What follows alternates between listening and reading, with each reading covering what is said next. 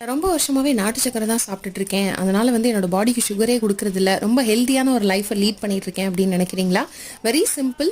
Any form of sugar is sugar, அவ்வளோதான். So அது அது ஹெல்தி இது ஹெல்தி அப்படின்ற ஆப்ஷனே இதில் கிடையாது. எந்த சுகர் நீங்கள் நாட்டு சக்கரை எடுத்துக்கிட்டாலும் சரி, நீங்கள் ஒயிட் சுகர் எடுத்துக்கிட்டாலும் சரி, நீங்கள் தினமும் உங்கள் பாடிக்கு அதிகமான சுகர் கண்டென்ட்டை கொடுத்துட்டே தான் இருக்கீங்க. பிகாஸ் இது ஒரு ப்ரூவன் ரிசல்ட்.